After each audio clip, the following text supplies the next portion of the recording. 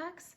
Just a reminder that I posted lesson 3, which was to identify, define, and draw perpendicular lines.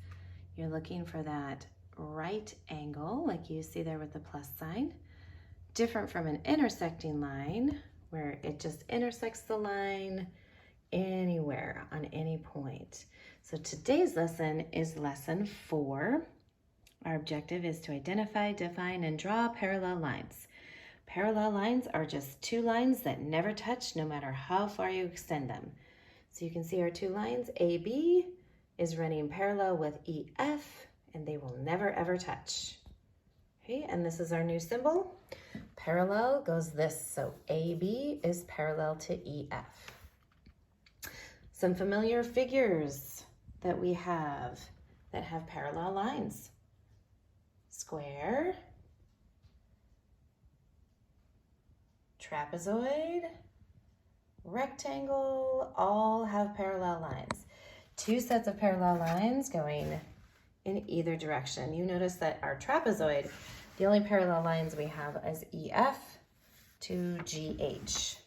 Otherwise, these two lines are line segments EG and FH. If we were to extend them, they would eventually what?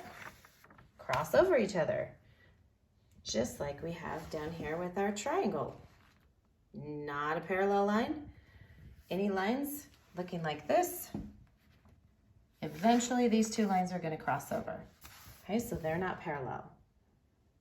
All right, so your job, not just our practice book page, but it would be kind of fun for you to go find where in your house do you find perpendicular lines. Send me a picture, take a video, because the cool thing about Dojo is that you can take your own videos and send them to us and post them on our class story. Find parallel lines in your house, outside. Those would be kind of cool, not just your practice book pages. Okay, I'm looking at my windows right now. Parallel lines, right? Perpendicular lines. And look at my picture. There's my big family picture. All my extended family, perpendicular, parallel lines. They're on my windows, going outside. Those would be fun. So you can go around looking for those parallel lines, perpendicular lines. In your practice book, that's what you're gonna do. Just like in lesson 3, you're gonna find our parallel lines, trace them, draw them out. So if I do our trapezoid that we had before, there's my parallel line with my parallel line. And again, label EF,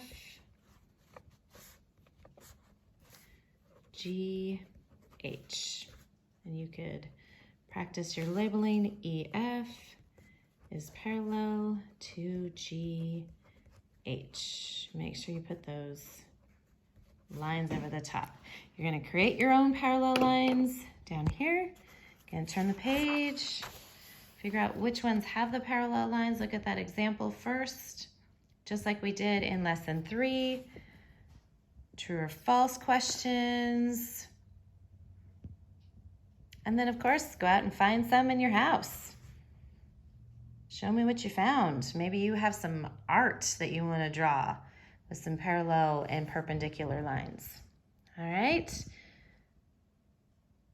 Good luck. Lesson 5. I'll drop later on in the week.